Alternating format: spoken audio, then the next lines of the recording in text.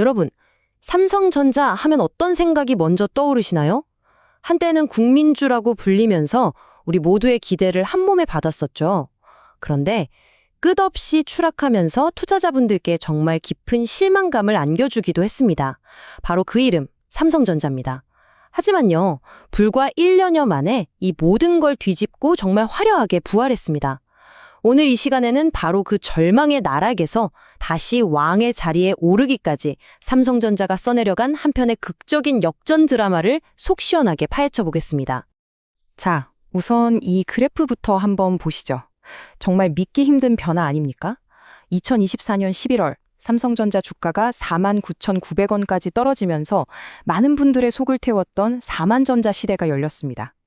이제 정말 끝난 거 아니냐 이런 말까지 나왔던 바로 그 순간이었죠. 그런데 불과 15개월 뒤인 2026년을 보십시오. 주가가 무려 18만 1,800원, 역사적인 신고가를 기록합니다. 도대체 이 짧은 기간에 무슨 일이 있었던 걸까요? 숫자로 보면 더욱더 극적입니다. 가장 낮았던 지점에서 최고점까지 상승률이 무려 플러스 264.3%입니다. 이건 그냥 주가가 좀 회복됐다 이런 수준이 아니죠. 이건 기업의 체질 자체가 완전히 바뀌었다는 아주 강력한 신호였습니다. 오늘 저희는 이 경이로운 숫자 뒤에 숨겨진 비밀을 하나씩 풀어보려고 합니다. 자, 그래서 오늘 우리가 함께 살펴볼 이야기의 순서입니다. 먼저 그 영광이 어떻게 추락했는지 아픈 순간을 되짚어 보고요. 도대체 경쟁에서 왜 뒤처졌는지 그 진짜 이유를 냉정하게 분석해 보겠습니다.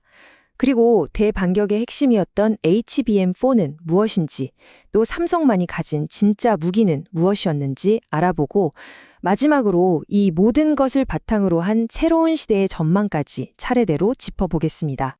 그럼 첫 번째 이야기, 영광과 추락의 순간입니다. 앞서 보셨듯이 2024년에 삼성전자는 정말 모두에게 큰 충격을 주면서 5만 원 선이 무너지는 위기를 맞았습니다. 이건 그냥 주가가 좀 빠진 게 아니라 대한민국 시가총액 1위 기업의 위상이 송두리째 흔들리는 순간이었죠. 투자자들은 정말 밤잠을 설쳤고 시장 전체가 비관론에 휩싸였습니다. 대체 왜 이런 일이 벌어졌을까요? 자, 두 번째 이야기입니다. 바로 경쟁에서 뒤처진 이유. 문제의 핵심은 다른 데 있지 않았습니다. 바로 인공지능 AI 시대의 심장이라고 불리는 고대역풍 메모리. 우리가 HBM이라고 부르는 이 반도체 전쟁에서의 쓰라린 패배. 모든 비극은 바로 여기서부터 시작됐습니다. 바로 이 화면이 당시 상황을 아주 명확하게 보여줍니다. 경쟁사인 SK하이닉스는 MR-뮤에프라는 새로운 기술을 딱 적용해서 칩을 아파트처럼 여러 층으로 높이 쌓을 때 생기는 열 문제라던가 또 불량품 없이 잘 만들어내는 성공률, 즉 수율을 아주 효과적으로 잡았습니다. 그런데 반면에 삼성전자는 기존에 쓰던 TCNF라는 방식을 계속 고집하다가 칩을 높이 쌓는 데서 한계에 부딪힌 겁니다. 이걸 아주 쉽게 비유하자면요. 한쪽은 최신 공법으로 아주 높고 튼튼한 빌딩을 척척 올리고 있는데 다른 한쪽은 옛날 방식으로 끙끙대다가 결국 벽에 딱 부딪힌 그런 셈이죠. 이렇게 기술에서 차이가 나니까요. 결과는 보시는 그대로입니다. 이 원그래프를 한번 보세요. 2024년 HBM 시장은 경쟁사가 거의 다 가져가고 삼성전자의 몫은 정말 눈에 띄게 줄어든 걸 한눈에 알 수 있습니다. AI 시장의 가장 중요한 부품 공급망에서 사실상 밀려나 버린 정말 뼈아픈 순간이었습니다. 그런데 더 심각한 문제가 있었습니다. 바로 수율이었어요. 이 수율이라는 게 뭐냐면 쉽게 말해서 반도체 100개를 만들었을 때 쓸만한 정상 제품이 몇 개나 나오냐 이걸 나타내는 비율인데요. 당시 삼성의 수율은 팔아도 이익이 남지 않는 손익분기점 60%에도 미치지 못했습니다. 그런데 경쟁사는요, 무려 80% 이상을 안정적으로 뽑아내고 있었죠. 생각해보세요. 만드는데 돈은 돈대로 들어가는데 정작 내다 팔 물건은 안 나오니 손실은 운덩이처럼 불어났고 결국 이게 투자자들의 신뢰를 잃게 된 결정적인 계기가 됐습니다. 하지만 여러분, 삼성이 어떤 기업입니까? 이대로 무너질 리가 없죠. 자, 세 번째 이야기, 드디어 반격의 핵심입니다. 삼성은 이 쓰라린 실패를 그냥 흘려보내지 않았습니다. 이걸 교훈 삼아서 다음 세대 기술, 바로 HBM4에 기업의 명운을 걸었습니다. 그야말로 절망 속에서 탄생한 차세대 비밀병기였죠. 그럼 HBM4가 대체 뭐길래 그러냐 궁금하시죠? 이게 바로 6세대 고대역풍 메모리라는 건데요. 한마디로 인공지능의 두뇌 역할을 하는 반도체입니다.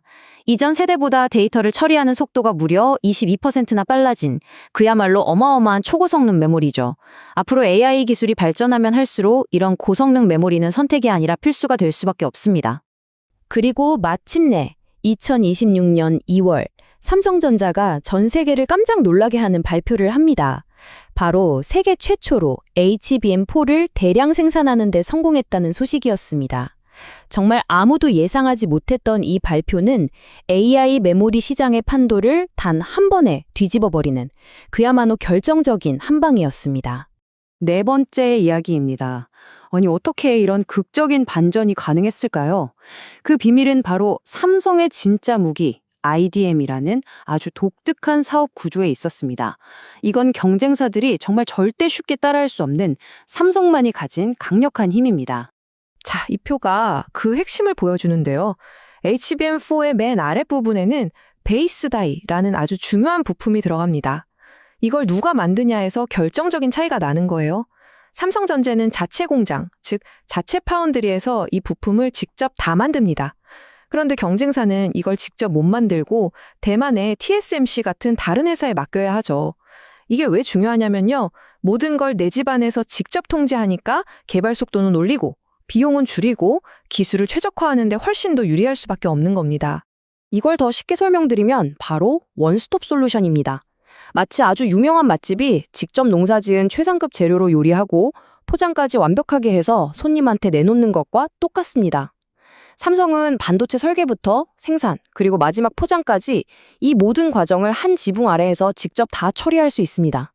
이러니까 당연히 개발 기간은 짧아지고 각 단계를 서로 맞춰가며 최적화하기도 훨씬 유리하죠. 이것이 바로 경쟁사를 압도할 수 있었던 삼성의 진짜 힘이었습니다.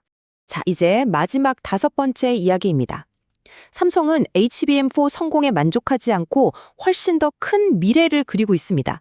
이제는 단순히 메모리 반도체를 잘 만드는 회사를 넘어서서 AI 시대의 전체적인 인프라, 즉 기반 시설을 설계하는 위대한 기업으로 도약하고 있는 겁니다. 그 대표적인 예가 바로 CXL과 PIM이라는 차세대 메모리 기술입니다. 이름이 조금 어려워 보이지만 알고 보면 정말 대단한 기술들입니다. 아주 간단하게 설명드리면요. CXL은 컴퓨터 서버의 메모리 용량을 마치 레고 블럭처럼 필요할 때마다 착착 끼워서 무한대로 늘릴 수 있게 해주는 기술이고요. PIM은 메모리 반도체가 똑똑해져서 스스로 계산까지 해버리는, 그래서 데이터 처리 속도를 획기적으로 높이는 기술입니다. 삼성은 이미 이 두 분야에서도 가장 앞서 나가면서 미래 AI 시대를 차근차근 준비하고 있습니다. 기술적인 도약은 당연히 엄청난 돈으로 이어질 전망입니다. 증권가에서는 2026년 삼성전자의 한 해 영업이익이 무려 170조 원에 달할 것이라는 정말 입이 떡 벌어지는 예측을 내놓고 있습니다. 이건 과거의 모든 기록을 갈아치우는 실로 어마어마한 규모입니다. 기술의 힘이 곧 돈이라는 걸 이 숫자 하나가 똑똑히 증명하고 있는 셈이죠. 더 놀라운 점은 뭔지 아십니까? 이렇게 주가가 많이 올랐는데도 불구하고 전문가들은 여전히 삼성전자의 가치가 아직도 재평가를 다 받지 못하고 있다. 즉 저평가 상태라고 분석합니다. 다시 말해 앞으로 더 오를 가능성이 충분하다는 아주 긍정적인 신호로 우리가 해석해 볼 수 있겠습니다. 삼한전자의 절망에서 18만 원의 영광까지. 정말 한편의 드라마 같았죠?